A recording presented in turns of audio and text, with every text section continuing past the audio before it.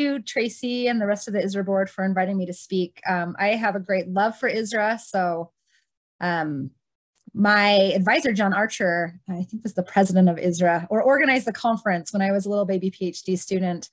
And one of the first conferences I ever went to was Santorini, Greece. So some of those of you who went there, where I was pregnant with my first child, who's now 18 years old. So time certainly does fly. I also, Tracy said, I'm really glad you're wearing a hoodie, so now we can match and be friends. I had surgery like 4 or 5 days ago on my foot. And so I'm a little loopy and haven't taken my pain pills quite yet. So we'll see how this goes. It might be a little bit shorter than 45 minutes. But yeah, I'm full on comfy clothes for the next week or so. So I am going to be talking about violent video games. I know this is a topic that a lot of you are interested in and are world experts in. The title is Who's Most or I can't even see my title. What does it say? It's like covered. Who's at most at risk for developing physical aggression after playing violent video games, and individual differences perspective from early adolescence to emerging adulthood.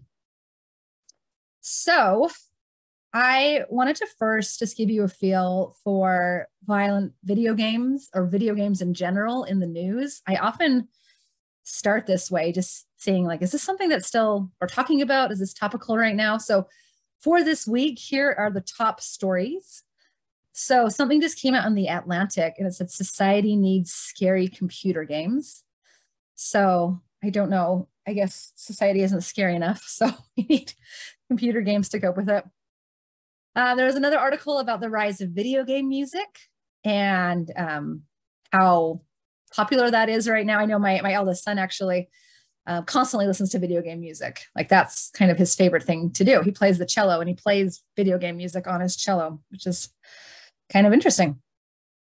And then if you haven't checked the news lately, we've got another Harry Potter movie that has, or not movie, another Harry Potter video game that has just come out just this week.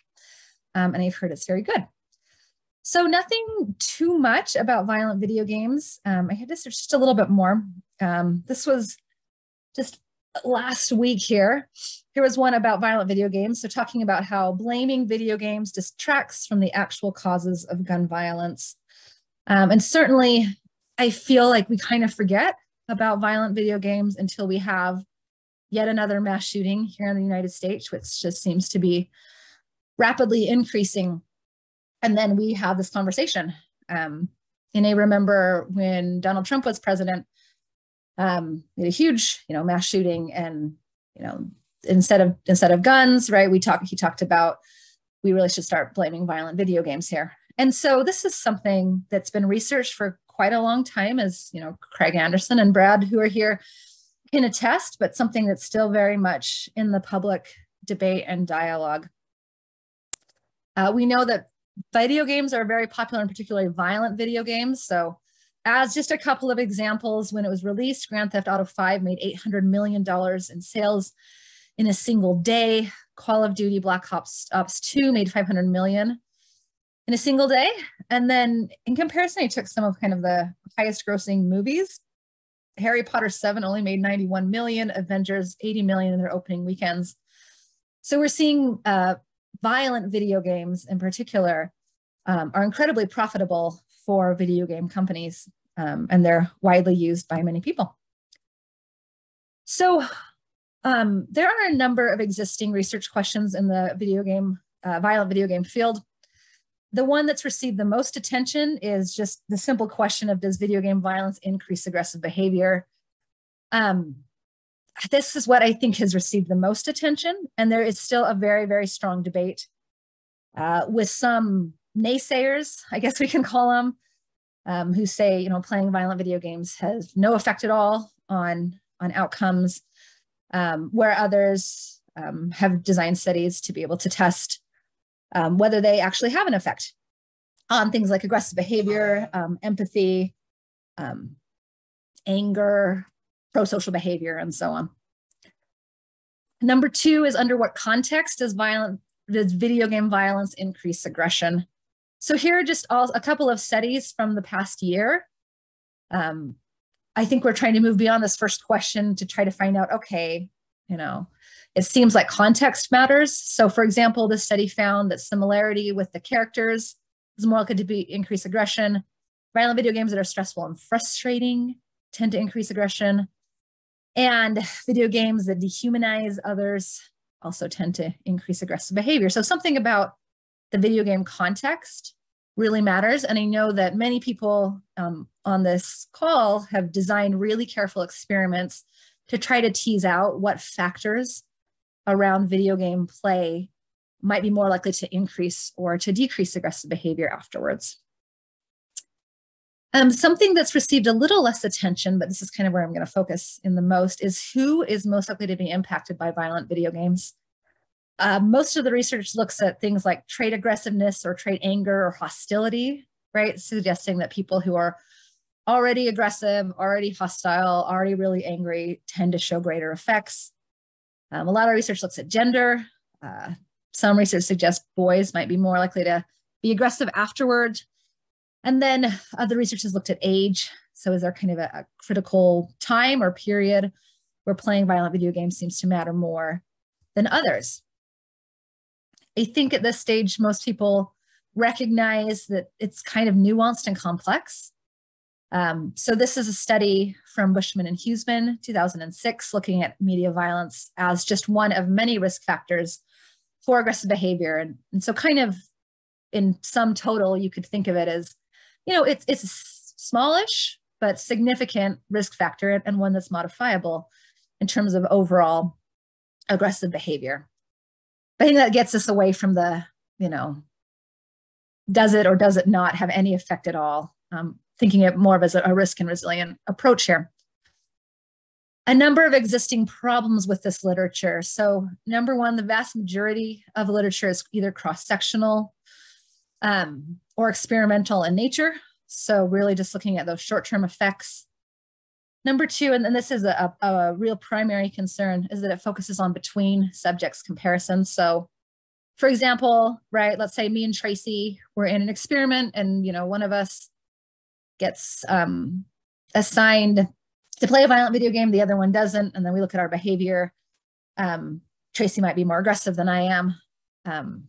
There's a lot of reasons why that could be. Yes, we were randomly assigned, but I don't know, met Tracy, like she's, you know, into soccer and she's like feisty in that role. And so like maybe there's something else, right? That has differences between us that we're not capturing in these studies. And especially those that are cross-sectional in nature. It's just like, okay, you know, if I just happen to play a higher amount of violent video games, there's all sorts of reasons why that might be the case and why I might differ from somebody who doesn't, that we're just not really capturing with our current analytic methods and designs. Number three, links with number one, data encompasses only short-term effects. Even when we have longitudinal studies, vast majority are a year or less in nature. So it's hard to understand like the long-term impact of playing violent video games. And number four, and this is a primary argument, I think that comes from kind of, I guess I'd call them the naysayer group, is that we lack covariates with aggression. Things like they talk about mental health or family environment or peer environment or other things like that. This study just came out. I'm not sure if you all were aware of it, but there's been a lot of meta-analyses that have come out again from some members of this group here. This one focused specifically on the longitudinal effects. And I was really interested in it because, right, I'm a developmental psychologist. I'm really interested in longitudinal effects. It's what I study. So this one, they were focused on 21 studies with 30 effect sizes, 15,000 people. And kind of similar to existing research, right, they found this positive effect of violent video game play on subsequent physical aggressive behavior, about 0.21. I'd call that, you know, kind of a smallish effect here, but significant. They were also able to control for trait aggressiveness at time one, and the effect remained, but reduced substantially. So still significant, but even smaller. So the existing research on longitudinal studies suggest that, yes, there seems to be an effect, a small but significant one, and starting to take into account some of these individual differences here. They also looked at it by age, and they found that effects tended to peak kind of early mid-adolescence, right around age 14. So they suggested this might represent a critical period in terms of violent video game use on later aggression. I'm going to talk a little bit about differential susceptibility. So I study aggression, but I do it from a media lens. And this seems to be the conversation that we are really having in the media and child development world, led by Patty Valkenburg, Jessica Piotrowski, and others, suggesting that media, any type of media, will have a different effect depending on who you are as an individual. I really like Jess's article, Finding Orchids in a Field of Dandelions, talking about how you have some kids that are just going to be more susceptible to negative or positive media effects, right? So she makes the case that some kids are like dandelions, they're going to bloom no matter where they are, right? No matter what culture they're in, no matter what they're watching in terms of their media, they're really hardy, they have a lot of resilience, they're going to be just fine. And then you've got these other kids that are orchids. And like, if you've ever tried to keep an orchid alive, which I have and was unsuccessful at that, they like need a lot of attention and specialized care. And so these particular type of kids might be more susceptible, say in this case, developing aggressive behavior as a result of playing violent video games. So they talk about 3 different types of areas that might contribute to this. So dispositional, kind of like your personality and kind of what you bring to the equation. Developmental, which is your age, your developmental maturity, and then the social environment as well. And those all together might predict your individual level of susceptibility. What I also like about this model is that it kind of uses, it's called a uses and gratifications approach, which is from the communications literature, which is the idea that we are drawn to certain media to fulfill certain needs. And that really is individual, right? So like right now I'm watching a lot of the show 911, which is like a disaster show. And I don't know, maybe my life is a disaster right now. So I like need to see people fixing disasters, right? So that's kind of the idea of what this type of approach would be. So yes, there's effects, but recognizing that there's also this other side to things. Okay, so there are some different approaches that have been taken to exploring differential susceptibility. So the most predominant one is a simple moderation, right? So you take your little cross-sectional study and you put an interaction term in there. Let's say this one was about those coming from families with high chaos. And what you're finding is that the effects of playing violent video games on aggression is stronger for those coming from high family conflict environments.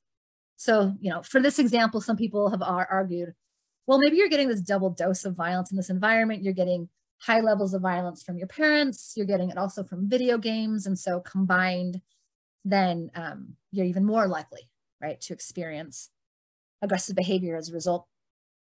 The problem is that in these interaction studies, they are almost always between subjects.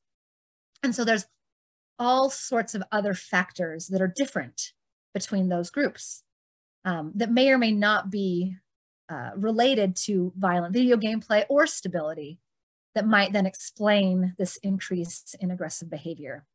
So our reliance on between subjects in this field, unfortunately, doesn't really allow us to look at this individual susceptibility because really we're not comparing it on an individual level. We're comparing it between groups still.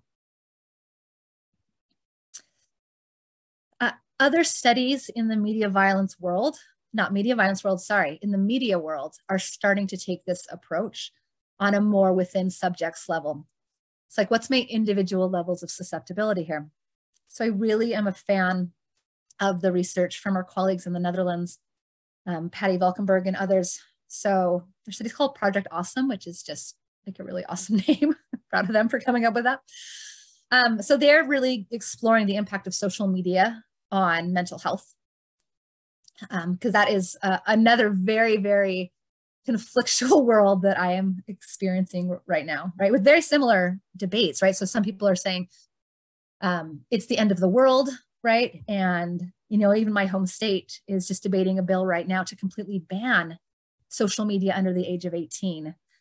And so, I'm throwing up my hands on what is happening here? Like, this is what we're doing in China, right? Around video games, is that we're trying to ban them or severely limit them in some way. So we have kind of this group that are, really conservative, that are saying it's the end of the world. We have other people that are saying there's no effect at all. And really, it probably lies somewhere in the middle. And so what they're doing is called an N of 1 study. So it's really cool research. It's using ecological momentary assessment. So they ping adolescents like 4 or 5 times a day. And they say, have you been on social media in the last hour? If so, answer all these questions about it. Then they're able to use a really specific kind of analysis with this data that allows them to look at individual effect. So this is looking at the differences between passive and active use, which is, passive is just scrolling on your screen. Active use is you're posting things, you're commenting, you're liking, things like that.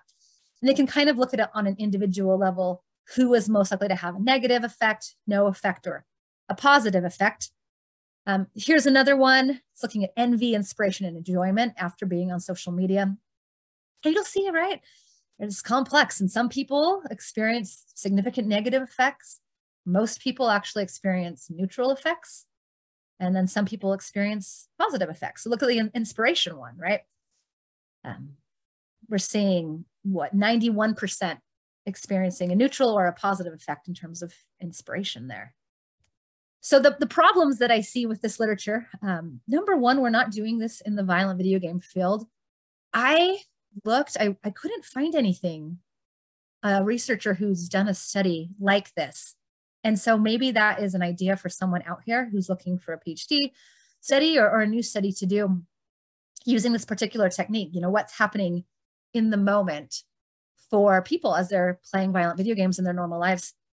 The other problem with this type of research is this is short-term longitudinal one, right? It's obviously capturing in the moment, whereas I'm interested in long-term effects.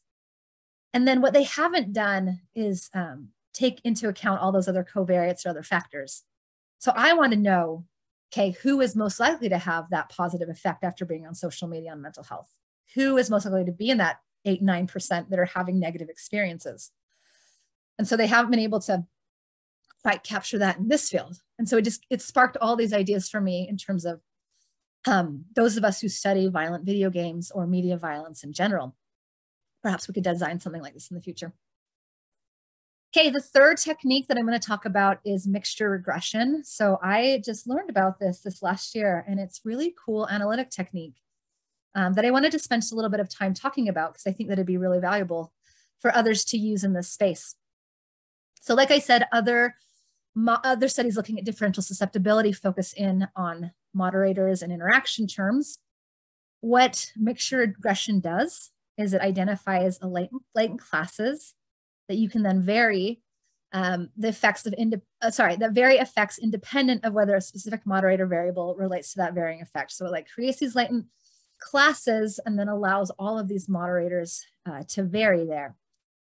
And what you can do is you can fully identify unobserved heterogeneity in a sample of individuals. So instead of just saying, okay, we've got like a class of people and they all increase in aggressive behavior, right?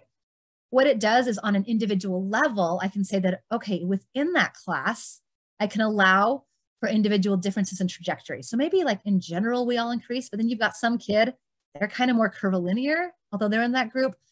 They start out here, but then they kind of, decrease or stabilize. It just allows that one line to encompass all sorts of different trajectories and allows us to predict like who is in that group. So it's really, really cool and fine-tuned. And you can test these higher order multiple interactions at both the between subjects and a within subjects level. So in terms of like the subject that I'm talking about right now, it allows us to identify who is at most individual risk for developing aggression after playing violent video games across adolescence. Okay, so that's the research study. I'm going to do that using a person-centered approach. And then I'm also going to try to predict who these individuals are based on individual and dispositional relationships, family relationships, peer relationships, and then other media ones. Most of the analysis will be done in latent gold. So I don't know if anyone's actually ever used this. I just barely found out about it. I'm sure there's probably got to be like an RStudio script out there. But the person I learned it from really loves latent gold because of the output and the functionality that it has. I've really, really enjoyed learning this particular software, and it's pretty darn cool with this type of analysis. So happy to add some more questions about that if we have time. So before I jump into violent video games, I wanted to just give you an example using some of our other data on just what this looks like and the possibilities. So like I said, I'm really in the social media mental health area right now. And I wanted to look at hope. So we were able to model hope over the course of adolescence. This is ages 13 to 17. And then I wanted to see who was most likely to benefit in terms of their levels of hope across adolescence and the time they spent on social media. So you'll see here, we had 4 typical groups, right? Class 4 was really high and consistent on hope. Perhaps the class we're most worried about is that class 3, the one that kind of starts lower and then dips in mid-adolescence. And then we have kind of 2 other groups. And then what we're able to do is see who's in those groups, and then again, see how individual trajectories varied based on levels of social media. What we found is that there were 2 groups that benefited. So group 4, that group we're kind of not concerned about, right? What we found is that if they used social media 2 to 3 hours a day, their trajectories of hope actually increased over time. So what this analysis also lets us do is like pinpoint the exact amount of like where this is beneficial or where this is risky. Interestingly, these girls, they were mostly girls from low-income families with high levels of depression, which tend to be risky, but also had all these other protective factors like high levels of self-regulation, their physiological reactivity was good, and then their media monitoring by parents were good. So they had some real protective factors. So this particular group, if they use 2 to 3 hours a day, they tend to have even more hope over time. It also tended to impact group 3, which was this yellow group. So again, this is the group that's kind of the most risky. So their trajectory was actually better if they use social media about an hour a day. So again, we can pinpoint kind of the exact timing here. This tended to be white kids from chaotic households with low maternal warmth, high family stress. And then they had some of those other protective factors though. So there's something about those protective factors in that combination. Also paired with some kind of difficult things that when you combine social media, it tends to result in better outcomes. So that's kind of the potential that this analysis has on the way we ask questions. Okay. So now I want to talk about the actual study that we did. So we're using Flourishing Families Project, which is a study that I've used quite a bit. We actually have waves 1 to 11. We started to ask questions about media at wave 3. And then wave 11 wasn't quite ready when I did these analyses. So the current study is going to be waves 3 to 10. It's an 8-year study. We had 90% retention rate, which we are very, very proud about with this study. Participants came from the Seattle, Washington area, and we visited them in home from waves 1 to 5, and then they were online waves 6 to 11. I also want to highlight the many, many research assistants. This is just a portion of them. People who do longitudinal research, right? Tracy, you know, it takes such a village to conduct this type of research. So thank you to you all. I'll quickly over the measures. So we used a measure of regression. It's 5 items. It's not a great measure, but it's more reactive. So a lot of the questions talk about, you know, when you're upset, when you're angry. For example, I use physical force when I'm angry. I let people have it when I'm angry and so on. So what we're going to do is we're going to model that aggression over the course of adolescence around ages 13 to 20. Then we also assess their video game violence at that initial wave. So we asked them, as pretty common, what are the 3 video games you play most frequently? How often do you play them? We then used common sense media to get at ratings of violence. And this is kind of a newer method of getting video game violence. I've used all types, and I know some of you in this room have used all types to measure this. And I'm actually really liking this way. I think it's a pretty valid way of using it. They base it on expert ratings. They rate it on more things than just violence. For example, this is Grand Theft Auto 5. And then you can click on the boxes and it will give you kind of a description of each of those different things. For our study, we also had expert ratings in the way of like people who played it a lot. So previously we'd had, hundreds of people rate these games and then say, you play it a lot. So on a scale of, 1 to 5, how violent is it? It takes a ton of work. You have to update it continuously. And then you also have inter-rater differences. So like one person might rate it as a 5 for violence. One person might rate it as a 1. It just kind of depends on how desensitized they are, right? So there's some problems with that. But what we found is that I did some reliability analysis on common sense ratings versus what we usually do. It's about 0.80. So this is a much easier, more replicable way of doing this. And so I just wanted to offer that as well for those of you who are studying any type of media. This seems to be a pretty valid way of using things. Okay, we also looked at a number of other factors. So individual dispositional. So all these are at wave 3. So we looked at gender, race, behavioral self-regulation, depression, physiological reactivity. So this was respiratory sinus arrhythmia and skin conductance levels. We looked at both baseline and a change score. And I want to just talk about that a little bit. So this is actually a participant from our study. He's looking real snazzy there and happy to be in our study. What we did is we did a baseline, and then we had them do a Rubik's Cube task, which is cognitively difficult for most adolescents. And like we measure what's happening there. And then what I think is even more telling is we have them do a family problem solving task. So we give them a list of like 20 things that families often argue about. So like homework or curfew or media, right? So that's on the list. Both parents and kids pick the #1 thing that they argue about. And then we say, turn and discuss for like 5 minutes while the adolescent is hooked up, right, to this physiological equipment. So we can get at kind of cognitive, right, physiological change under a cognitive stress test, and then also like more of like a family stress task. Okay, we also had measures of families and peers. So we looked at income, parental warmth, parental hostility, family chaos and strength and stress. And these are kind of intense items. So like one of the items was my parent went to jail this year, right? My parents argue all the time, so it's like a little bit more intense than kind of the typical ones. Peer items were bullying and victimization. And then as we know, right, so we got high comorbidity with relational aggression. So we added that in there. And then 2 other media related items. So looked at internet gaming disorder symptoms. I used Doug Gentile's measure. This is actually not this measure. This is the measure that's more typically used. But I like what it says because it kind of shows you the aspects of internet gaming disorder: preoccupation, withdrawal, tolerance, and so on. And then we looked at parental media monitoring as well. So restrictive and active. So active is like I talk to my kids about media. Restrictive is like we have rules and limits around media. So I hope you're not lost because like that's a lot, right? So we're trying to really get like an overall just feel for like what is happening in these kids' lives on multiple different dimensions and levels. Okay, so what we did first is we ran a growth curve analysis using M+ of aggression over time. Generally, aggression, it kind of started out a little bit high at age 13 and then declined slightly for most of the group overall. Then we looked at whether there was significant variance, suggesting that like, do people differ in their trajectories of aggression over time? We found that they did.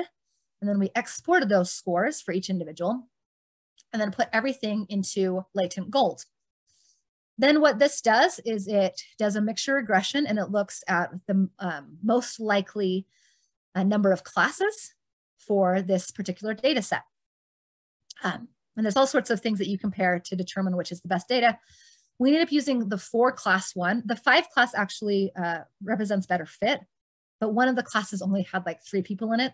So it was kind of meaningless. So we elected for a 4 class solution. And here is our little picture. So there were 4 classes. You'll see 2, I would say, are more risky. So they start at kind of moderate levels and everyone kind of stable or declines. This one starts at higher levels, declines over time. You'll see class 4, a little bit more curvilinear in nature. And then you've got class 1 and 2 and 3, which are quite low. So we're going to talk about each of these 3 in turn, who they are and how violent video games predict individual trajectories in each of these classes. So I'm going to start with our riskiest ones first. So class 2 is the blue one. So they kind of start at the highest, they end kind of at the highest. We call them multi-risk. 27%, they tend to be more likely to be male, more likely to be non-white, coming from lower income families. And then they just have all these risk factors. So high maternal hostility, highest levels of family chaos and stress. So like they're most likely to say, my parent was incarcerated this year, right? So hugely high levels of chaos and stress, more likely to be bullied in life. And they also have high levels of relational aggression. Okay, so then when I look at the relationship with video games, it's really interesting. So 75% of kids in this group either don't play violent video games at all or have really low levels. So that is pretty interesting. And if I was a naysayer, right, I'd be like, okay, this is our highest risk group. There's no impact of violent video games. But that might be the conclusion you might make from this type of research. But when we look at it at an individual level, some interesting things happen. So if you are playing at moderate levels of violent video game use, you tend to start higher at age 13 in terms of your aggression. But then you also decrease fairly rapidly over time. And so your ending level of aggression is actually lower than the typical person in that blue group. So kind of a complex relationship with video games for this particular multi-risk group. And I want to talk about them a little bit more. So this group, and this is what I'll do. I'll give you the results and then I'll discuss them. This group has so many risk factors, right? Of course, we would expect them to have higher levels of aggressive behavior. However, most of them didn't really play violent video games. And even if they did, maybe they start at higher levels, but then they decrease over time, kind of evening out by emerging adulthood. This group to me doesn't represent a real risk to play violent video games in this group. And in fact, that decrease over time suggests it might even be beneficial for some of them. So they have so much hard and chaos in their lives. Perhaps violent video games represents a place where they can find community and some respite, right, from the heart of life. For this particular group, if we put all of our energy into getting them to stop playing violent video games, realistically, it would have little impact at all because there's just so many higher risk factors there. Okay, group 4 is the other group that I'm worried about. Okay, so looks like a kind of a similar trajectory here, but they're quite different people. 13% of adolescents. This group has some good protective factors. So they have low levels of victimization. They have really high levels of self-regulation. They also have lower skin conductance level reactivity. So basically what that means is that when they're in that family stress task, their physiology is not reactive. At least it's less reactive than you would expect on average. Now, in terms of other risky things, these were the kids that had the highest levels of internet gaming disorder. They tended to have higher levels of depression, and they also have the highest levels of relational aggression, right? Makes sense, that comorbidity. So they have a really interesting experience with video games. So in this group, in comparison to the other one, 69% of them are either high or moderate in violent video game use compared at the very first wave. Okay, so this is a high violent gaming group. And what we find is that being in that highest violent video game group tends to start you really, really high in terms of aggression at that initial time point. They do decrease over time, but not all that much. So by the end of during emerging adulthood, they're still quite a bit higher than others in this group as a result, potentially, of playing violent video games. So what do we notice about this group? They've got fewer risk factors than the previous group. And there's some significant differences, right? These are the kids that tend to have problems with video games and also mental health. They've also got that low skin conductance level reactivity, which tends to be a risk factor for aggressive behavior. Like we know when you look at, say, like the psychopathy or sociopathy literature, people who show that low reactivity tend to be higher on aggression, lower on empathy, right? So something's going on there physiologically. So violent video games seems to be a real substantial risk factor for this group. It's high, it starts almost a full point higher on that scale. It decreases slightly over time, but still ends up higher. So for this particular group, focusing in on like reducing violent video games and then also probably addressing their other problems with gaming would likely have a pretty significant impact on their aggressive levels over the course of adolescence. Okay, we'll talk about the two other groups. I think they're less exciting, but there's still some interesting things. So class 1 is this light green group. It's actually the highest number of people fall in this group, right? Kind of start lowish to moderate, decline over time. More likely to be male, more likely to be white. Low levels of self-regulation, but high parental media monitoring. So some risk factors, some protective factors there. And this is the most straightforward group, actually. So if they have moderate levels of violent video game use at that first wave, they tend to have a steeper slope over time compared to those with low or no violent video games. So pretty straightforward there. This group, again, we're not super worried about them because they're fairly low in terms of aggression. They have a mix of protective and risky factors. But maybe this, being male with low self-regulation plus violent video games in early adolescence might increase that risk a little bit more. So I'm guessing it might have a modest impact. Reducing violent video games would have a modest impact on aggressive behavior. Finally, we've got our class 3, which is our lovely yellow group here. 22% of adolescents, this is more likely to be female and like really highly white. So 91% of this group are white. They have all sorts of protective factors. Okay, high income, low maternal hostility, lowest levels of family chaos and stress, low internet gaming disorder, low relational aggression. They did have slightly lower levels of self-regulation, but like not very much. So just tons of protective factors. And then violent video games was not related to absolutely anything for this particular group at all. So in other words, like you could be extremely high levels of violent video game and you be in this group and your trajectory would not be any different. Okay, so a couple of limitations that are, lots of studies, a lot of the items were self-report.